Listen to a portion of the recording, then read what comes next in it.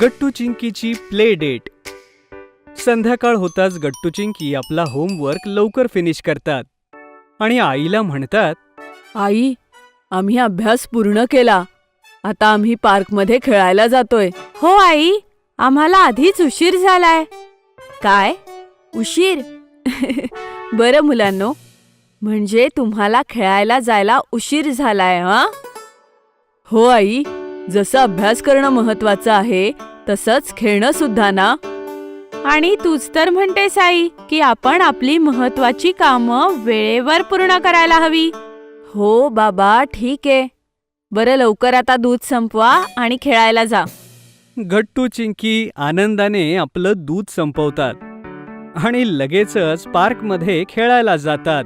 अरे, आज तर खेळायला कोणीच आलं नाहीये चिंकी. पार्क तर एकदम रिकामं वाटतंय. हो गट्टू, एकदम बरोबर बोललास तू. गुड्डी तर तिच्या आजीकडे गेलीये. पण हे हरी आणि बंटी कुठे आहेत? अरे, हरी तर कुठेतरी गेलाय ना. आणि बंटीला अभ्यास पूर्ण करायला वेळ लागत असेल. म्हणजे आज आपण दोघंच आहोत. पण तेवढ्यात चिंकी पाहते की पार्कमध्ये एक मुलगा होता जो झोक्यावर बसला होता. जेव्हा चिंकी त्याला लक्षपूर्वक पाहते तेव्हा चिंकी त्याला ओळखते. नाही गट्टू, आपण एकटेच नाहीये. ते बघ, तो गोलू आहे ना. काय? कुठे? जेव्हा गट्टू गोलूला पाहतो तेव्हा गट्टूही त्याला ओळखतो. अरे हो, तो तर गोलूच आहे. मागच्या वर्षी त्याने शाळा बदलली होती. त्यानंतर आपण त्याला बघितलंच नाही. चल जाऊन त्यालाच सांगूया गट्टू. हो हो, चल चिंकी. मग गट्टू चिंकी गोलू जवळ जातात. गोलूही गट्टू चिंकीला पाहताच लगेच त्यांना ओळखतो. अरे गट्टू चिंकी, तुम्ही दोघे इथे? हो गोलू, आणि तू तर मागच्या वर्षी अचानक शाळा बदलली. माहितीये तुला आम्ही किती मिस केलं. अच्छा, काय खरंच चिंकी? हो तर काय गोलू. बरं, तू आता आमच्या घरी चल. तुला भेटून आई सुद्धा खुश होईल. चल गोलू, आमच्या घरी. बघ, समोरच आहे जवळ. गोलू तयार होतो आणि गट्टू चिंकी गोलूला घेऊन आपल्या घरी येतात. आई सुद्धा एवढ्या दिवसांनी गोलूला पाहून खूप खुश होते. ती सगळ्या मुलांना थंड थंड सरबत पाजते. पण तेवढ्यात, काकू, मला गट्टू चिंकीला एवढ्या दिवसांनी भेटल्यानंतर खूप छान वाटलं. नव्या शाळेत नवीन स्कूल फ्रेंड्स बनवणं खूपच अवघड आहे. त्यामुळे माझ्यासोबत खेळण्यासाठी खरंच कोणीच नसतं. ओ, म्हणून आज तू एकटाच बसला होतास पार्कमध्ये? हो गट्टू, तुम्ही या रविवारी माझ्या घरी प्लेडेटसाठी याल? काकू, तुम्ही गट्टू चिंकीला पाठवाल माझ्याकडे? माझ्याकडे नवीन रोबोट पझल्स आहेत ठेवलेले. ते सॉल्व करायला खूप मजा येईल गट्टू चिंकी.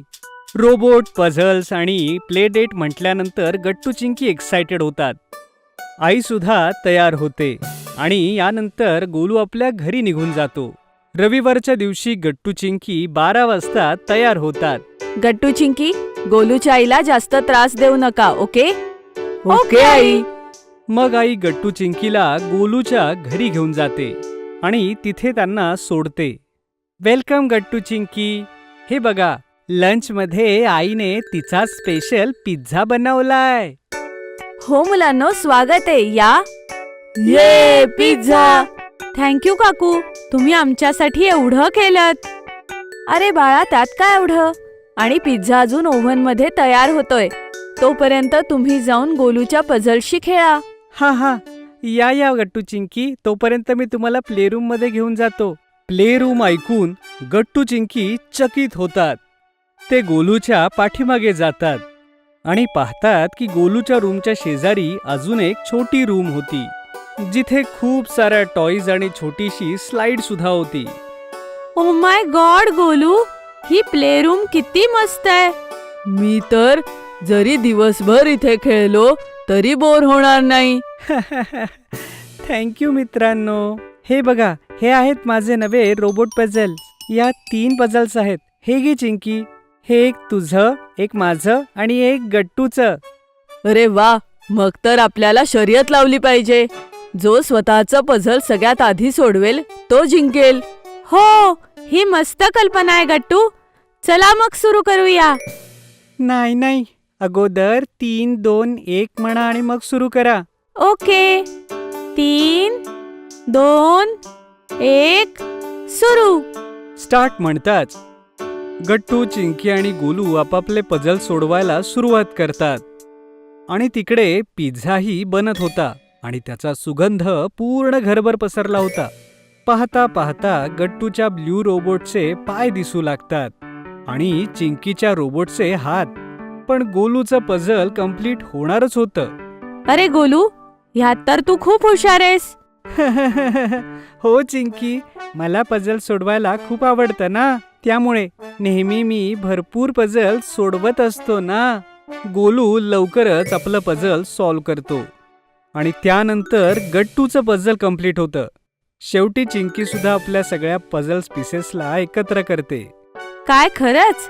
जर आम्ही प्रॅक्टिस केली असती तर पझल सोडवण्याचा आमचा वेग वाढला असता गोलू. एवढंच नाही चिंकी, माझे बाबा म्हणतात पझल सॉल्व्ह केल्यामुळे आपला मेंदू शार्प होतो. हो, हे तर मीही टीव्हीवर ऐकलंय गोलू. तेवढ्यात गोलूची आई सगळ्यांना आवाज देते.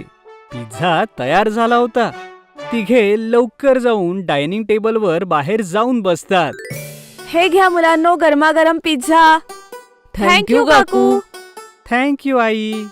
मग गट्टू, चिंकी आणि गोलू मजेने पिझ्झा खातात, जो खरोखरच खूप यमी झाला होता. पिझ्झा सोबत काकूंनी ऑरेंज ज्यूस सुद्धा ठेवलं होतं. काकू, तुम्ही खरंच खूप यम्मी पिझ्झा बनवलाय.